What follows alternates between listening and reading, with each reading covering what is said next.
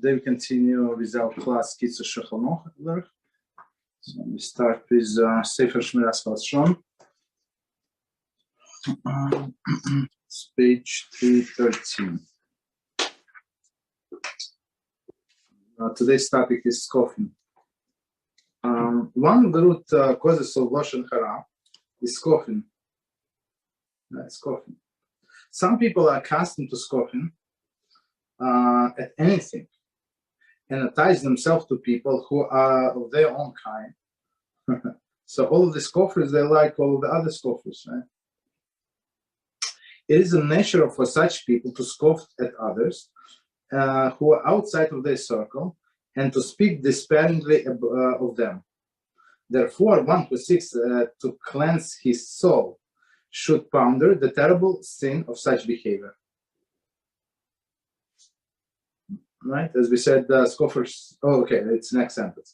Our sages teach that scoffers are one of the four groups that will not merit to great divine presence. Sota 42, right? So, in all of these places that scoffers are, so there is no place for us, basically, right? For normal people. In addition to his own sins, a scoffer is guilty of causing others to join him in the ridicule. It is well known that to cause others to sin is an extremely grave offense, and prevent the perpetrator from being granted family assistance to repent. As we learned in our class, those people have no share in the world to come. Right? So they would not be able to do the Teshuvah.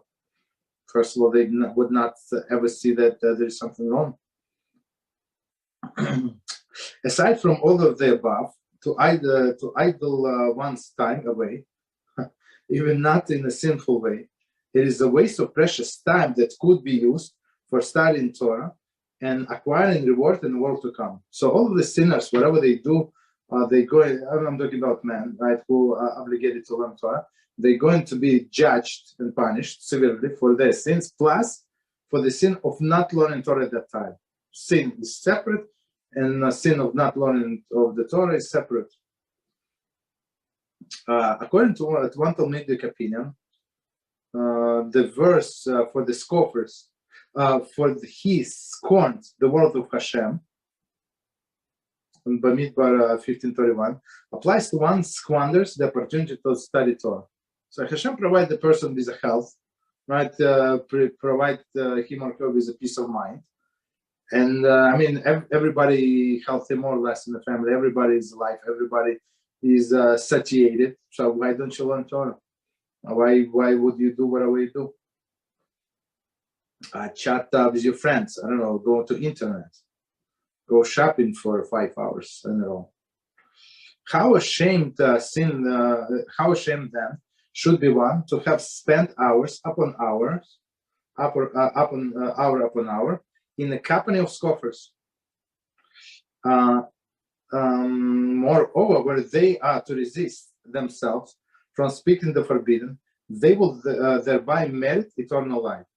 For the Medrash states, for each moment that a person refrains from speaking the forbidden, he merits hidden life that no angel is confessing. So, as they learned many times, we said many times, there is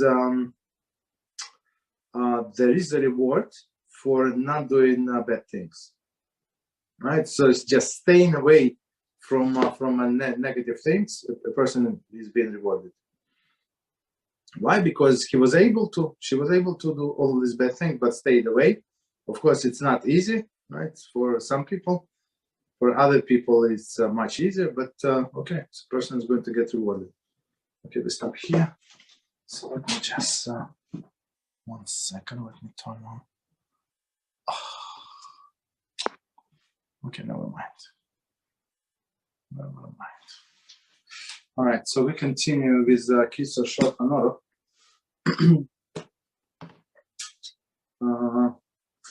And we're on Siman 38.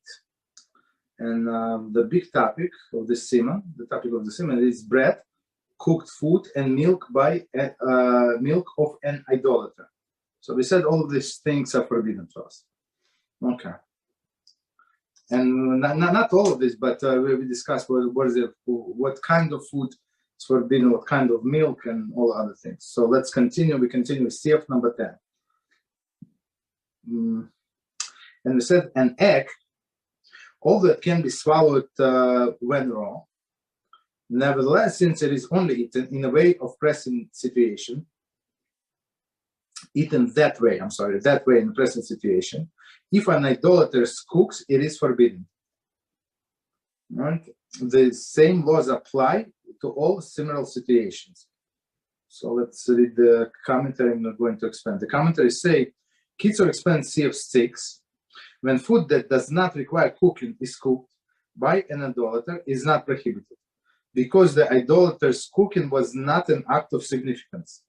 Where food is usually cooked, then it is of present on a usual situation. It might be eaten raw. The cooking is significant, and the food becomes forbidden when cooked by idolater. So what does it mean? So we said before in CF6, maybe I think it was last time. CF6 or time before that. Oh no, it was last time. Looks like last time, right? So what did we say? That the food that is could be eaten raw. What could be eaten raw? Like most of the fruits, not everything, but most of it. Let's say developed fruit, right? We're not talking about undeveloped fruit that you need to fry in honey in order to eat it. So let's say apples, right? So if you eat apple, there is no problem. If non-Jew cooks apple for you, you can eat it, right? But for all other things that you would not eat it raw, for example, potatoes, you're not going to eat it raw and other things, right? So if non-Jew cooks it, you're not allowed to eat. And same with the egg. So you usually, like, of course, people drink this egg like raw. Some people do, right? But it's very uncommon. So mostly people cook eggs. Well, they fry, they cook. That doesn't matter. They boil them. Doesn't matter what they do, but they prepare them. So that's why these eggs are forbidden if cooked by non-Jew. Continue. See for lemon. Fruits that have not fully ripened, exactly, while on a tree, and not eaten raw in a state other than present situation, which have been prepared by idolatrous professional cooks, who fry them with a sugar, okay, are prohibited due to the prohibition against food cooked by an idolater. Okay, so previous one. So that's exactly what I meant something else, but it's very, very similar. So the fruits that they underdeveloped, right? They're still on a tree, and same they do with nuts. Some nuts they can fry it with a sugar or with a honey together with a shell, right? Because shell is soft and nut is soft. And that's how they fry it. So we actually learned it in another class. They said the blessing of this is shechako. So it is a fruit. So when it developed, they say bareplichoates, of course, the fruit of the tree. But in this state is shechako because the only way was to eat it through this preparation, right? And same reason applies. We just said because it's not eaten in the current state, and people would not eat it in this state. You need this non-Jew to cook for us, so that's why it is prohibited. Okay, next one, 12. It is custom to permit the drinking of beer that is made from a grain or honey, even if even in the house of idolaters, where idolaters sell it. Okay, we'll see why. And there is no prohibition of food cooked by an idolater, for the grain is considered to be nullified in water. Okay, so let's stop here, explain this part, and then we're going to continue. It's a long series. Okay, so let's break it in pieces. So let's read again and see how does it apply today. Right? it is a custom to permit the drinking of beer that is made from a grain or honey. So that's, I think most of the beers are made like that from grain, from barley, I think. Even in a house where the idolater sells it. Commented. The reference to the separate prohibition in which one may not drink certain beverages in a home or a business of idolater to prevent the possibility of intermarriage. Kitzur rules like Rama. Okay, in Yorak Deya 114.1. The beer that so the whole prohibition of eating the food, not the whole. I want to take it back. One of the main, right? Let's say one of the main prohibition that we're not allowed to cook food cooked by idolater, right? Is why? Because especially the to drink the alcohol is then wine, even it's kosher wine, right? And vodka or beer. So beer, as I say, there is an exception. Why is that? Because it might lead to intermarriage. So people get a little drunk and say, look, you have a beautiful daughter, I have a beautiful son, nice kids, you're a nice working person, we're also a very good family, why don't you go to the joint? I mean, you're going to celebrate all the holidays, your holidays, my holidays, so kids are going to get the double holidays, right? That's a good idea, ha ha ha, he he he, and guess what, they're going to get married. And same with food, with other foods. So usually people drink alcohol when they get together, and one thing leads to the other, and that's why it is forbidden, right? So one more time, the Kitzur rules like Lema, that the beer made from grain and honey was not included in the prohibition. See Avodah 31b, Yerodaya 114. With Rama or Shulchan and so and so. Okay. See the end of this year, further parameters of this prohibition. Above, Kitzur explain why the beverage is not subject to the general prohibition of food cooked by an idolater. Okay, we're going to see. So draw no conclusions here. So as of right now, looks like you're allowed to drink beer with non-Jews. Okay, even in his house. Or in his business, wherever his restaurant, whatever he's making. Restaurant, not a good idea, maybe his bar or something. And there is no prohibition of food cooked by idolater, for the grain is considered nullified in water. So what does it mean, grain nullified with water? There are two components to the beer. The fermented grain and the water in which it is brewed. Since it is consumed as a beverage, the water is considered to be the primary component, right? So we, as the one in the halachas ubrachos, we have a primary and secondary. Okay, is grain there? Is one of the components? Yes, it is there, but it was nullified by majority of the water. Water does not require cooking to be consumed, right? So it's in water. So it's very interesting logic. As we can already see. We said that we can drink water or tea, let's say tea, let's put it aside, at least water that they're cooked by a non-Jew. So a non-Jew will warm water for us, okay, there is no problem, we can drink. Why? Because it's one of these components that you can eat raw. So as we said about apple, you can eat raw apple. So same as here, you can drink raw water, right? And since the water here is a main component, right? So they say the water is going to nullify the grain. And its cooking is therefore considered insignificant, meaning cooked water. I mean, like boiled water. Is it a big difference? I don't know. Like if you drink boiled water, like let's say from refrigerator, you put you pour in a bottle, put it in the refrigerator.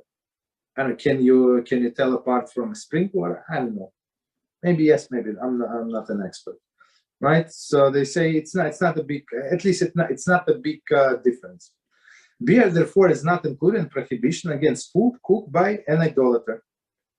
Okay, etc. The same applies to other beverages that will be mentioned in this year.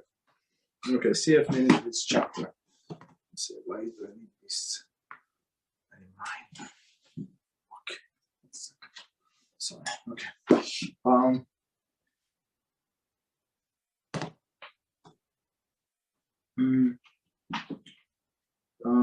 Okay. Continue.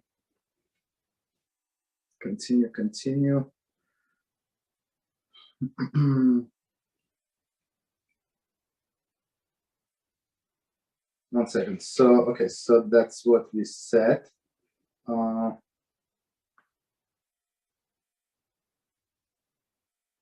Okay, so cooking of the water, there is no problem. So today, what we do, if so most beer that is brewed in United States, if there is no flavor added, like simple beer, straight beer, most of them there's no problem. You can buy without kosher stamp. But others that have flavors, so then you require the kosher stamp. Just hold on 1 second.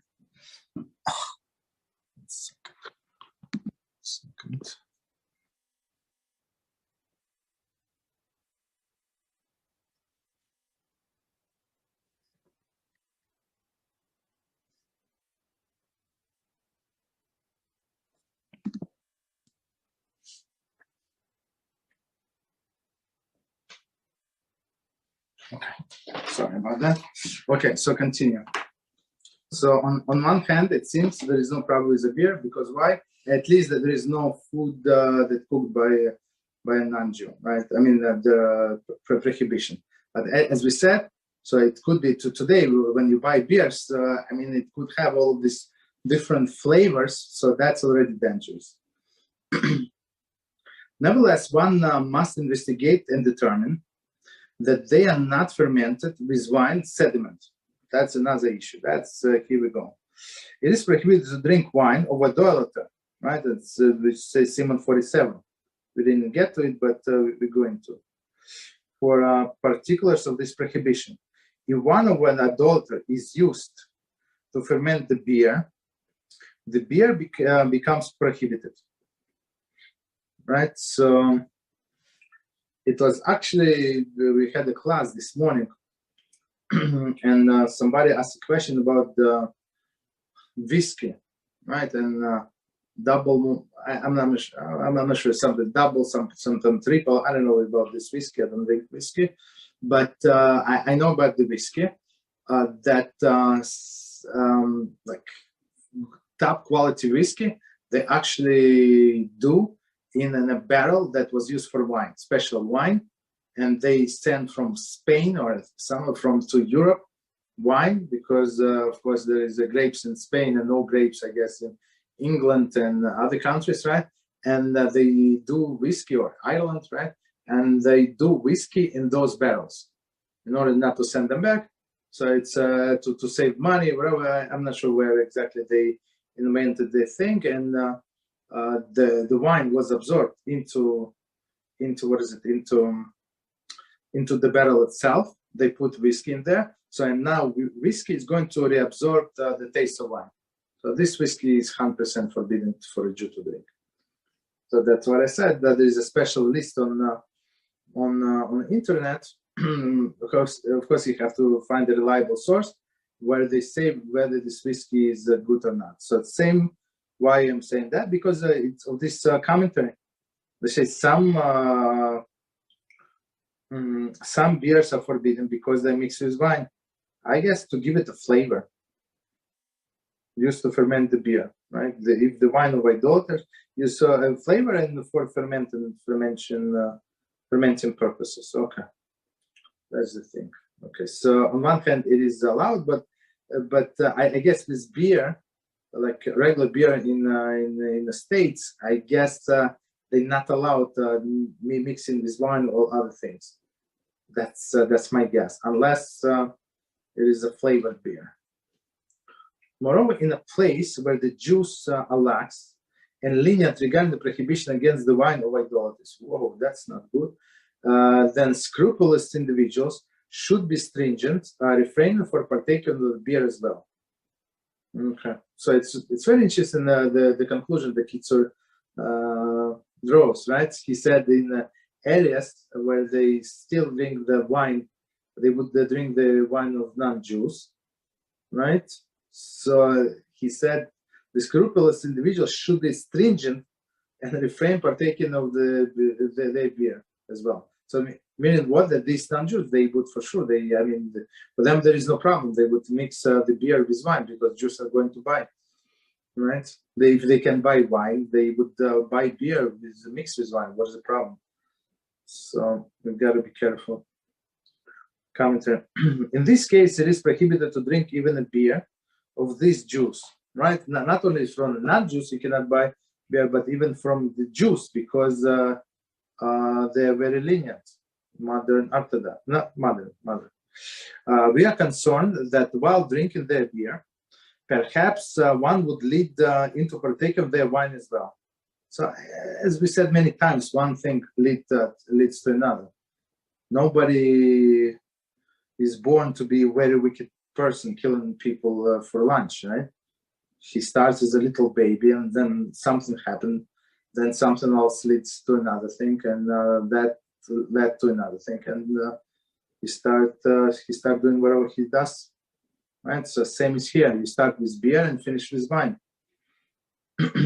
Since the Jews are not scrupulous about avoiding the wine of idolaters, perhaps the wine will serve was actually purchased from idolaters and prohibited. Shach Yerodea 114.4.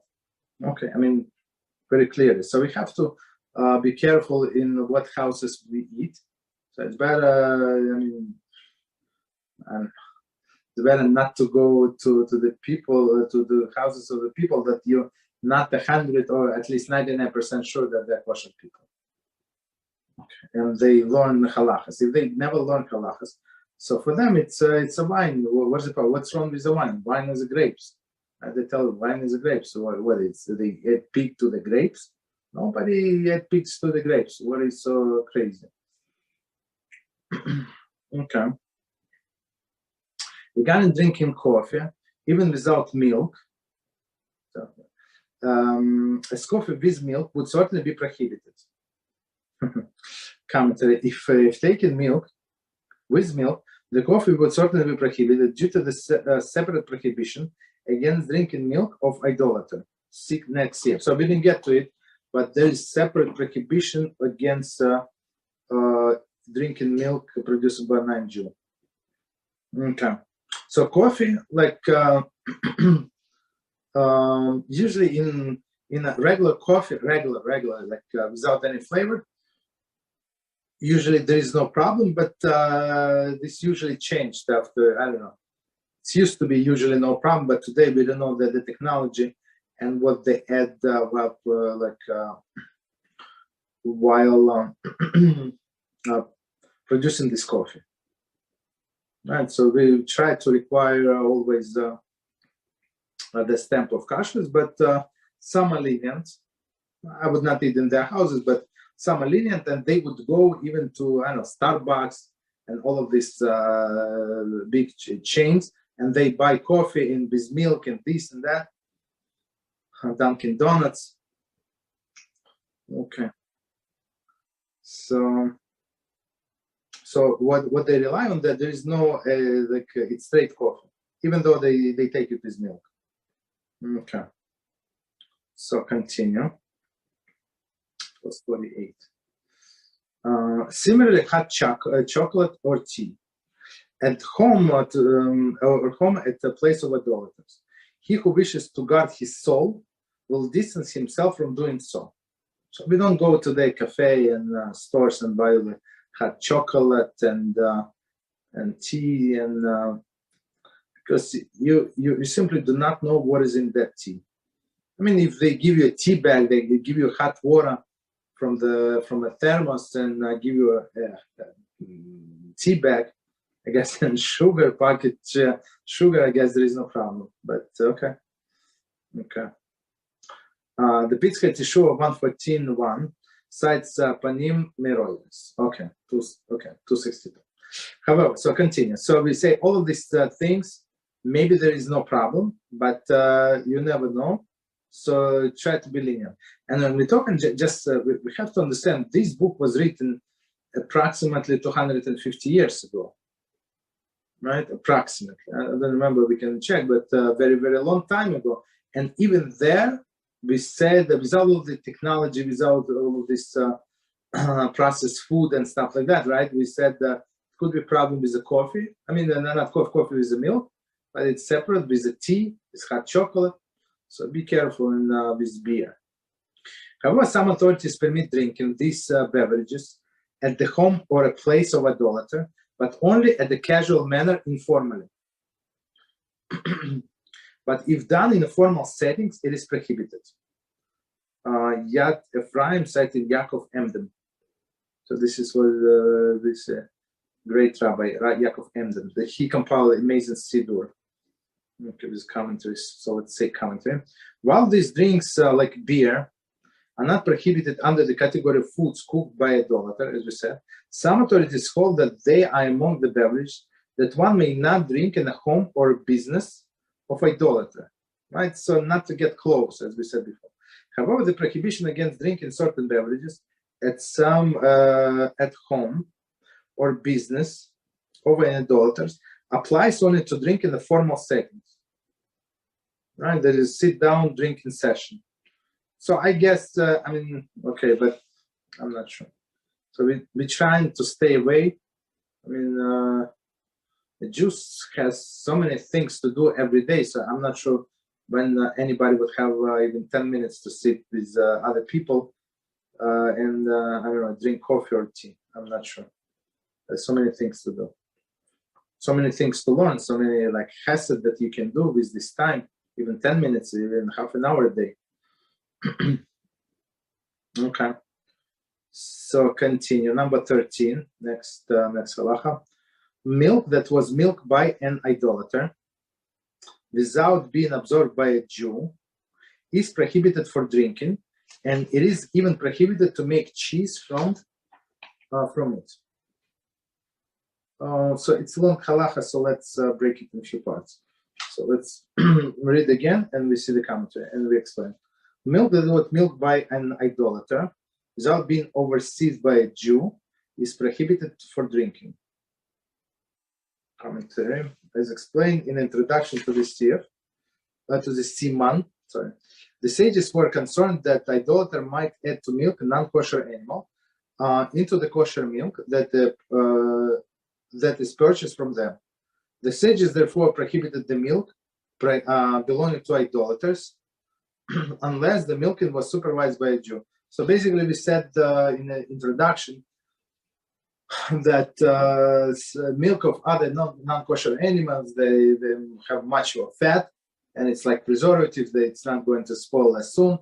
So normal milk, cow milk will spoil, I don't know, after 2 days, 3 days. I don't think 3 days. I think 2 days and that's it. Unless you pasteurize it, right? So, what they would do, and it was before pasteurization, right? So what they would do, they would add this milk of the horse, let's say, right? And it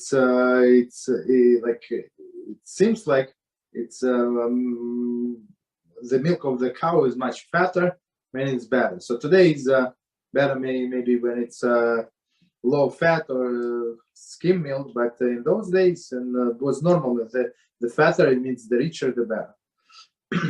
Right? So we were afraid that the non-Jews would mix this milk from a non-kosher animals, which is forbidden to us. Right? So the only milk would be allowed when there is a Jewish supervision, and that's it. Right? Or buy from a Jew. Continue. According to Rabbi Moshe Fein's Zatzal, commercial milk produced by reputable companies in the United States is permitted, even without supervision of the milking by a Jew. Even the company is owned by idolater. This is because the producer would not use the milk of any other animals and sell it for a cow's milk due to the strict government regulation. Just when a Jew is supervising the milk to ensure that no other milk is added, the milk is permitted so too is clear knowledge based on the government regulations that the milk is from kosher animals is tantamount to the Jewish supervision. Okay. Clearly, this applies only if there is indeed strong government regulations in place, ensuring that no milk from a non-kosher animals can be used, such that producer will comply. Rabbi Feinstein, Zatzal writes, however, that although such a commercial milk is halachically permissible, it is proper to be scrupulous for a scrupulous individual, Bal Nefesh, to act stringently and use only milk that was produced under the Jewish supervision. Igres Moshe Yorek Deya, paragraph 47 through 49. Okay, so what does it all mean? So Rav Moshe Zatzal passed, was taken from us, I think, in 1986, I think, maybe 87, I don't remember. Right, so he said, so what we just said, so all of the governmental laws, they're very strict. So this farm, if they add the horse milk to their production, they're going to lose license. I mean, it's not worth it for them. They add different preservatives, right? Which is allowed by law. They're allowed to boil it. It's not going to spoil. It's a shelf life like 3 weeks, 2.5, like a very long time.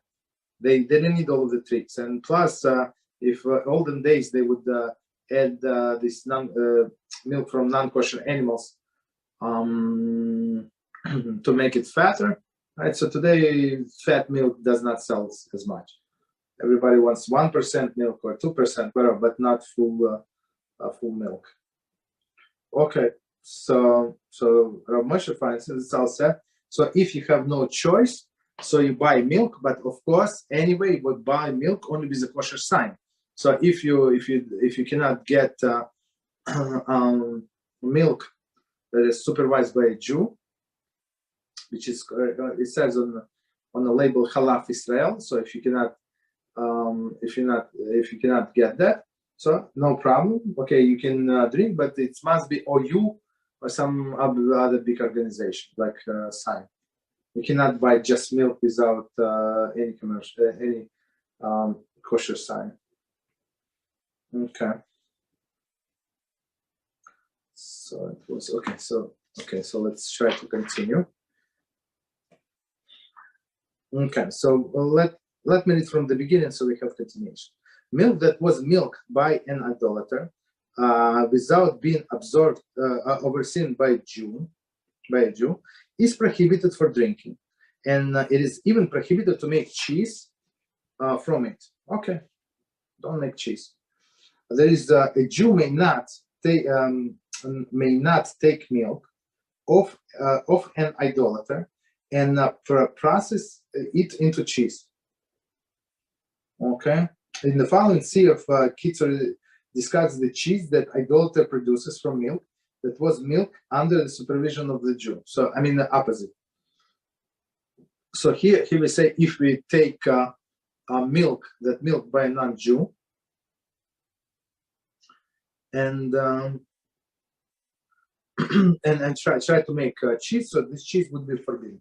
So I'm trying to see if they're going to say here, but I'm not sure. We learn in our morning class, we learn Rambam there. So Rambam explains what is the problem. So he said it looks like we should be lenient, right, with making cheese. Why? Because only kosher cheese we can make cheese only from a kosher milk. Right, so this non-kosher milk is going to stay milk during the process of making cheese on top. It's not going to, I don't know, what's the word, crude or something, right, into the cheese. It will not. You understand? So they say based on this, this knowledge should be relatively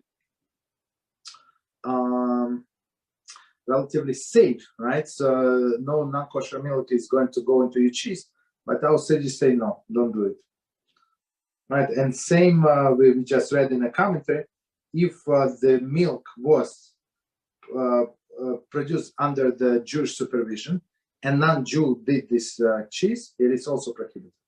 So I'm trying to be also, when you buy cheese, it has to be not only kosher, but let's say some kosher agency we do not trust, right? Some of them, and even though it would be say that it's kosher, so we don't trust them because they're not reliable.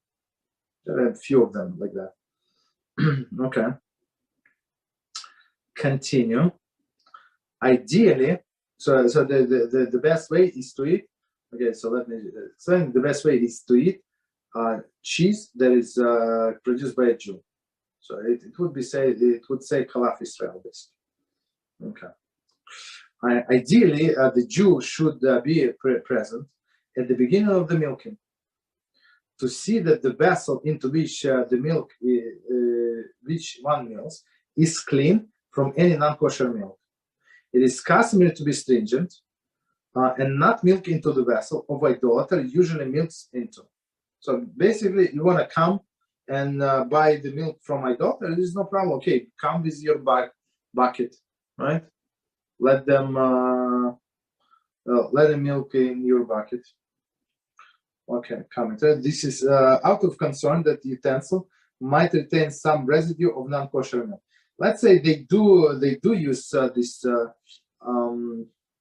non-kosher milk, this non-juice. Not for you. For you, they're not going to give you. But maybe they did not wash the bucket or pail like properly, right? So it could be some residue that's going to go into your milk. So it's better to come from with your own bucket. So continue. Regarding the maidservants who are idolaters and milk their animals and milk the animals of their Jewish employers in the home of the Jews or in their corrals, the halacha is that in a place where no home of idolater is situated between the home of a Jew and the site of the milking, and there is no concern that there was a non-kosher animal there, it is permitted even initially to allow them to milk. Okay, so let's see the commentary I'm going to explain. In such a case, she will refrain from adding any other milk for the fear that the Jew might discover her action. Pure Chaga.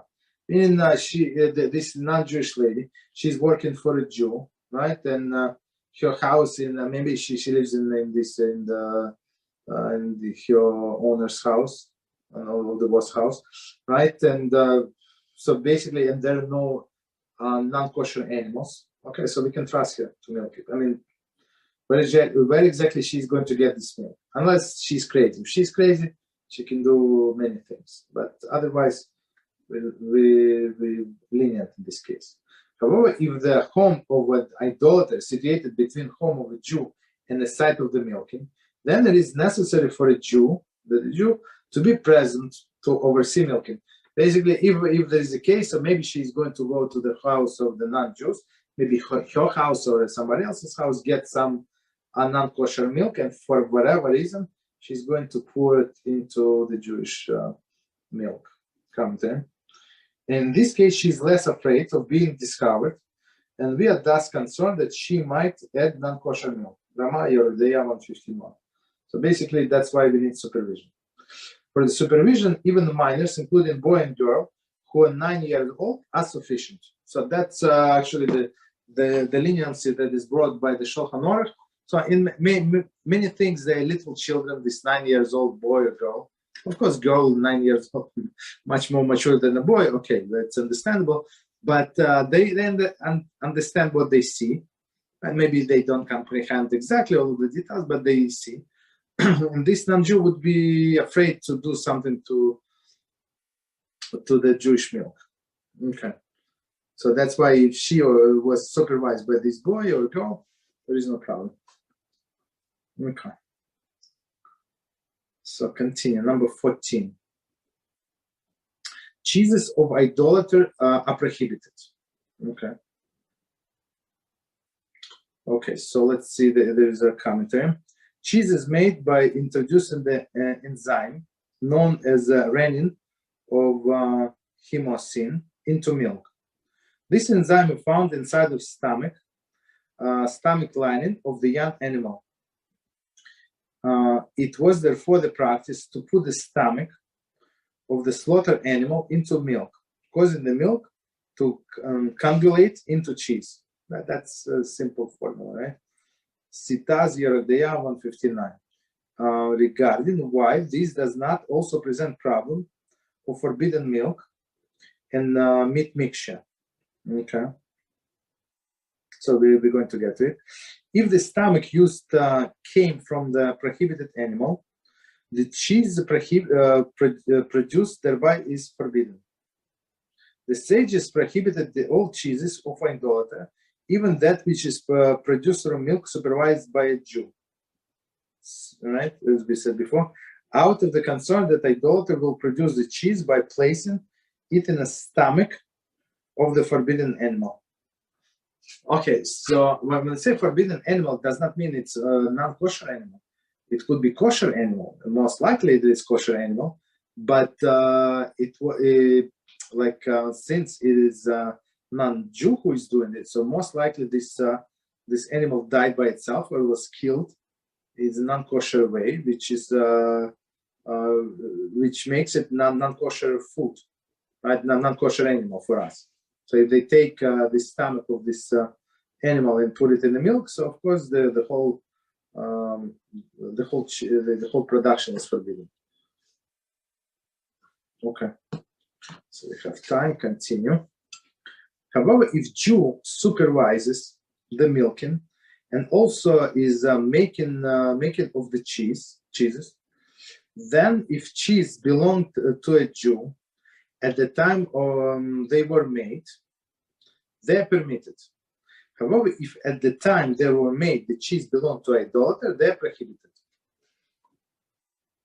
So let's read one more time and we're going to explain. So it says, however, if Jews supervise the milking, okay, so milk is Jewish milk, and also making cheese. So, okay, and if the cheese belonged to a Jew at the time they were made, maybe what reason it belonged to a Jew? So maybe it was his milk and everything is his. Maybe the non-Jew is just helping. Maybe, right? There is no problem. Or it was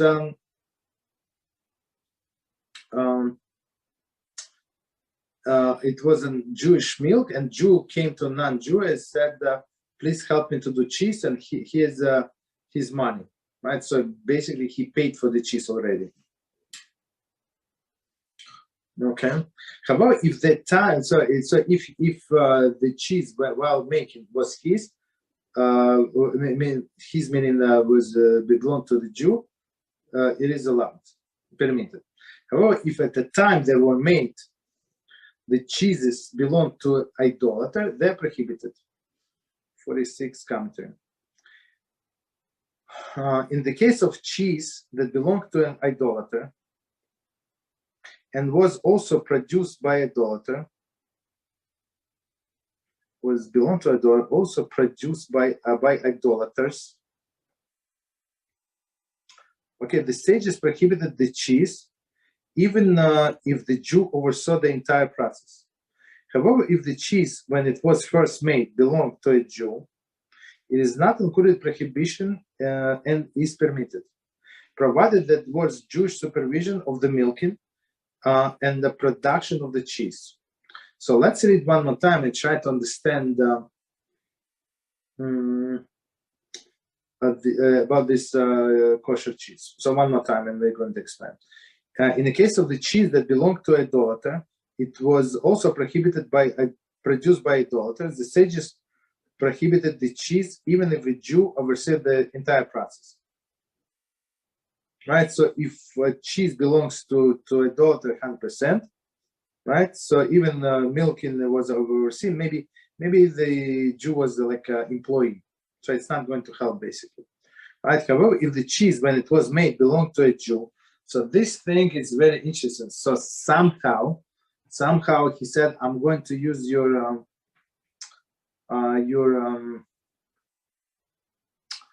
shop, wherever you make milk, and I'm going to pay you. So I want to make like, I don't know, so much cheese, I don't know, 100 pounds of cheese, 200 pounds of cheese, and I'm going to pay you. So in this case, this cheese that is made is belong to the Jew, right? Belong to a Jew. It is not included in prohibition and is permitted. So that's the only way I see it, to prepay for it, provided that there was Jewish supervision and of the milking and the production of the cheese. So of course, I mean, the Jew was involved in all of the steps. See Rama, Yoredeya 115.2. In Igras Maishe, Yoredeya 1, paragraph 50. Okay. Continue. Number 15. Okay, number 15. So with cheeses, the practical application, right? The cheese is the best, of course, to buy is made by Chalav Israel, made by a Jew, meaning that it was milked by a Jew. I mean, supervised. The milking was by a Jew, produced by a Jew. But sometimes if you have no choice and there is no such a cheese available, so you can buy OUD, so Orthodox Union D for dairy, right? And sometimes they would say that most of the time when they say OUD, right? So this cheese was the milking was not supervised, was not, but the company certifies that it is kosher. Okay. But you know that it's not up to the highest standard. That's what it is. Continue. The laws regarding butter of an idolater depends on the custom of the communities in various places. For there are some places where the custom is not to eat butter of idolaters. Okay. Commentary. According to this tradition, sages prohibited the butter of the idolaters as well, out of the concern that perhaps small amount and non-kosher milk added to it. Okay, so okay. So I'm not sure if it's going to be a different taste or a different color. This I'm not sure. Why would they do that? But okay. So if in that place they say don't eat the butter made by non-Jews, so we don't need it. So same on the packages, you see the kashrus, if it's Chalav Israel or not, and if it's at least kosher, so you can buy it if you don't have access to anything else. But other butters we don't buy. Okay, so continue. And there are other places where they are lenient and they eat it. 48. So just before we read the commentary, so we have to remember that we're talking about 250 years ago or so, right? When there were no this preservative, no this additions, flavoring and stuff, the coloring that they add today. So meaning what? This coloring of the, even for butter, can come from insects. Very simple. Commenting. Those who hold this tradition maintain that the sages did not include butter in the prohibition against the milk of idolater. The reason for this is that butter does not form when non-kosher milk is used. Okay, as we said, same. I think same with the cheese, as we said. So I mean, it's going to float on top, so you can see right away is used. So it says Tas 1:15:12 and Shach 1:15:27. Therefore, the person producing the butter will be careful to avoid putting any non-kosher milk. So that's the explanation. I mean, it's not going to get like mixed with the kosher milk. I mean, it's going to be on top. So what was the point to begin with? Note that if a Jew acquired from idolater milk that is subject of the prohibition regarding milk of idolater, it remained forbidden even if Jew produces butter from it. Roman 1:15:1. So basically, I don't know. So some things, if they change the nature, so I don't know what would be something. I guess the only example that we learned today in different class, we learned about laws of stealing, right? So if somebody stole, let's say, a piece of wood, right, like wood, and he made build a chair from this wood, so he's obligated, the thief is obligated to return to original owner the wood that he stole. He's not obligated to return a chair. So chair went through a significant change, right? So he's obligated to return the money of the wood that would cost at that point of that he stole. So that would be significant change. So if he had this piece of wood in his house, he's obligated to return wood. So here they say they're trying to say that so some person would try to draw one law from another and say, you know what, since the Jew changed since milk changed its outlook, it now does not look at the milk, maybe it's not prohibited, which is not sure. Okay.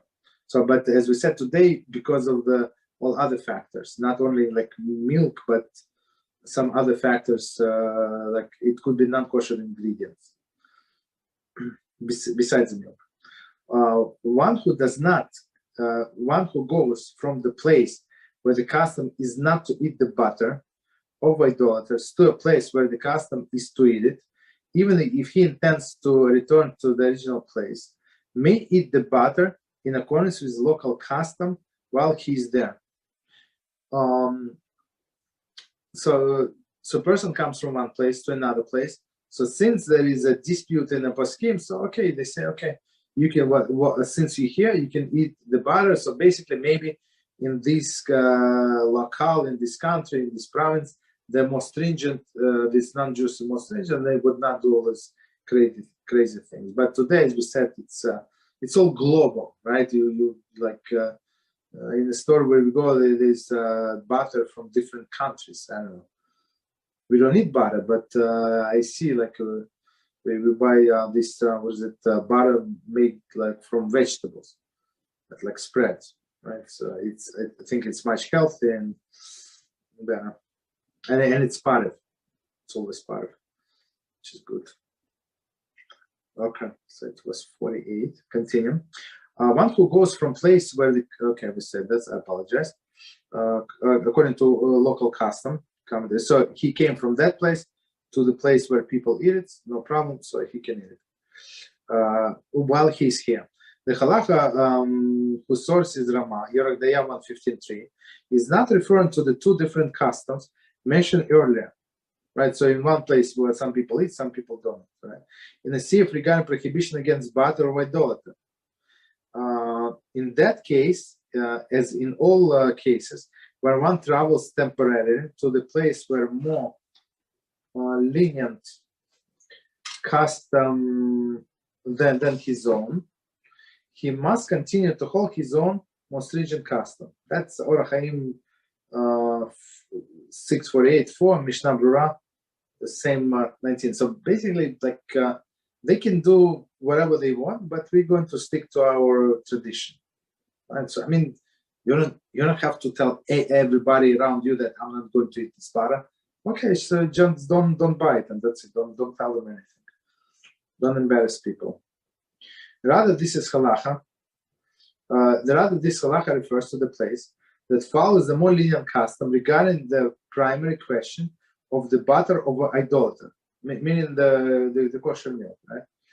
But where they nevertheless refrain from eating such butter out of the concern of local problem, where there are not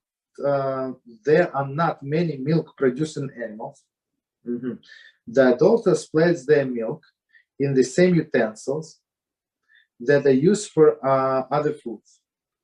Because of these Jews of that area do not eat butter made by idolaters. So I mean, for non-Jews, there is no. I mean, it should be different. Like if especially commercially produced butter. So they're supposed to have special separate utensils from butter only. But in this case, it says they would put meat in there. Whatever, they put different foods in there also. That's why it is forbidden. Right. if a Jew from a place where, from that place, goes to another place in which there is no such concern, there is many milk-producing animals, and they are designated utensil for the butter. Okay, so less, like only few milk-producing animals means that it's not enough milk. So they cannot designate special bucket for milk only. They're going to use this bucket for everything. That's my guess. He may eat the butter of that place. Okay, so many animals, so they would have a special bucket. Okay. The specific concern of this of his hometown does not apply to the new place, and the custom of his hometown is to be lenient regarding the primary question of butter of idolater. Okay. So I mean, he has this leniency to rely upon. Okay, so continue. The same here.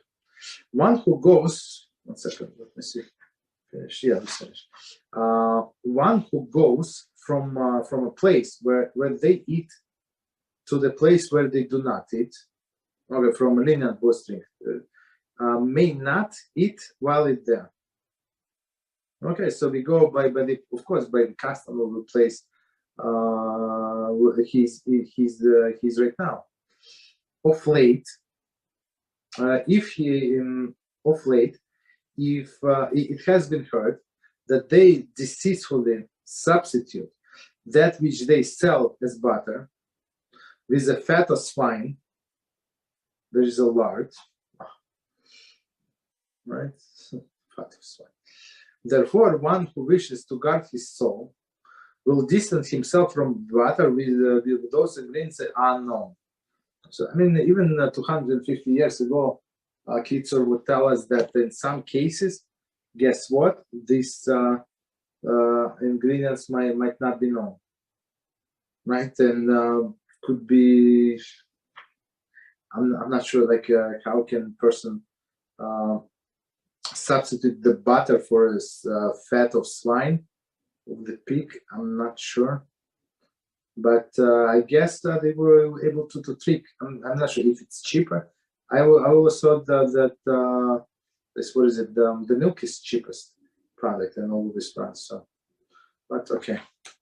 So I guess we stop here. So we finish that CF and just to give a little introduction to the next one, because it's not that long, but it's very interesting. Laws of concerning one who wishes to eat and drink before the meal. So we actually learned this in depth in our class of Haloshon of those brachas, but here Kitzur, it says only 3 seifim, so it's not, of course, it's not that long. Okay, just Kitzur, as we said, it's only like condensed version of the halachas, but he goes to the point without delving into details too much. Okay, so we can finish here. Any questions? Any topic? Go ahead, yes. Here, so what would be the bottom line for cheese? It would be completely forbidden in this place, for example, where I live. Yes, yes. Mm-hmm.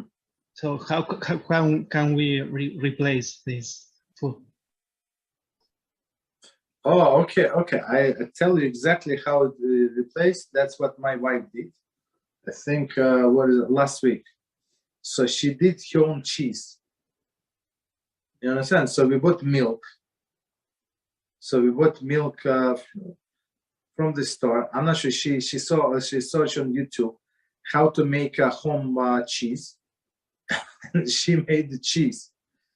You understand? So I'm not sure like what she did, but when I woke up in the morning, it was cheese. I mean, it was a taste. I mean, it was first try. It was okay, I guess.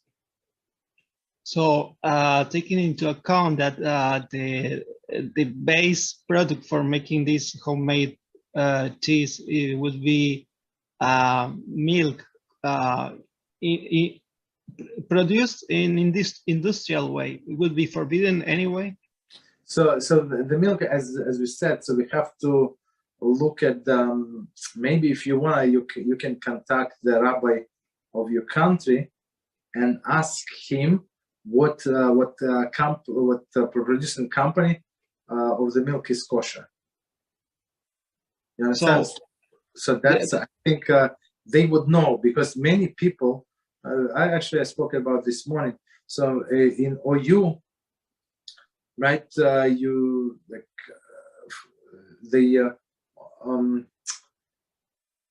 in their database, there are more products that they are stamped. They're stamped with OU. And even if something is stamped, right? It's stamped, let's say, OU. So I found it 3 times. So like already, like it was pomegranate juice. We bought pomegranate juice some time ago. OU, big sign OU, no, there's no problem, right? And then was a check-in, right? So I mean, I came home. I mean, and I thought, well, let me check. I mean, it's from different country, so let's check. And it was not in their database. I checked 3 times. It's not in their database. So I was like a little upset.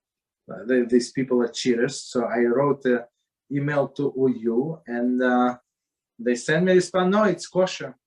So some, like in their country, since people do not know what is it, so there is no problem. They would put this sign, right? But since there are many anti-Semites, and they would not buy product if it's this manufacturer going with a kashrus agency.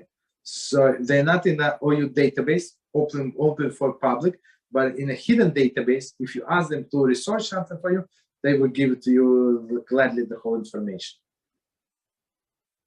So is it easy? No, it's not easy. So what I'm trying to say, there is always lists in different countries that you can contact local people, and they tell you, they know exactly what is kosher, what is not kosher. Because when you have a personal contact with the manufacturer, they will tell you. They would disclose the list of ingredients and stuff like that. There is no problem. And they would allow a rabbi to come and oversee the whole procedure. So, and as we said, if there's strict regulation in that country and they are afraid to lose their license, I mean, if they going to have this donkey milk or horse milk, I mean, it's not worth it for them. What are they going to gain? Like headaches? Go get your license back, and the time you lose millions of dollars while you're doing that. That's stupidity. So if there is such a regulations, so ask the local rabbi. They will tell you. You understand? Send me an email. That's normal thing. That's why we need the head rabbi for, or his office. Is this process of putting these products as kosher is the same concept when we were discussing about bread baked by an idolator? I mean, yes, yeah, it should be as they just said. So supervision must be supervised. So supervised, it does not mean that he's going to be there for the whole 8 hours milking process. And so he's not, but he can come and go. Maybe one person for 10 buildings. Or maybe he's going to be in each building 10 minutes. But since everybody knows that he can come over anytime, he's not. They do not know when he's going to come, so they would be afraid to add something to the milk. But today, all of the milking it's done automatically, right? Nobody is milking with their hands; it's done by machines. So of course the risk is less, but you have to go by the local knowledge. So local people would know better. You understand what to do, what not to do. So here we have almost 10 brands of milk. So is there any possibility that one of these brands can pass as not unkosher? I think so. There is okay. I mean, but I would not know. It's only speculation. So I never learned this subject. I never talked to the people in charge of the kosher. So I would not know. I don't want to speculate. You understand? So in order even to give my opinion, I need to have facts. I have 0 facts. So what I have facts about the local authorities that I correspond with, and I ask them questions, and they explain. I ask more questions, and they like to explain. I mean, they're being paid for that. You understand that they're being paid to be in consumer support. You understand? They were very nice and ask you answer any question that you have.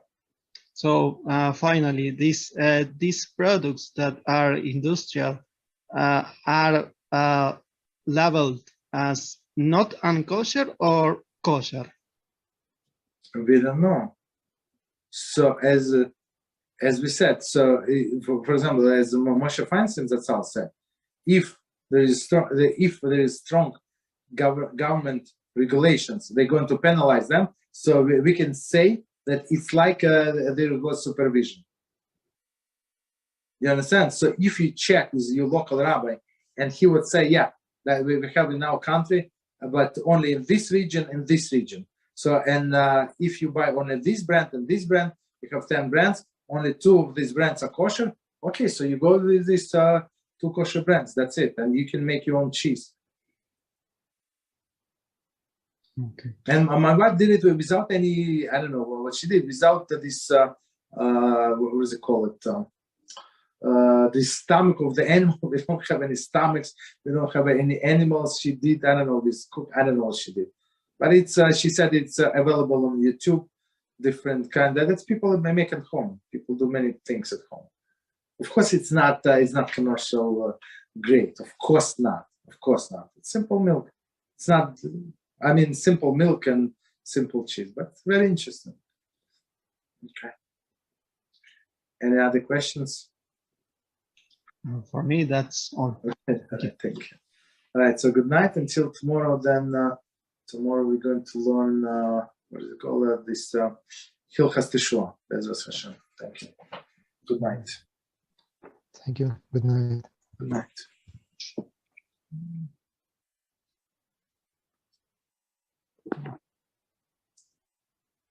night.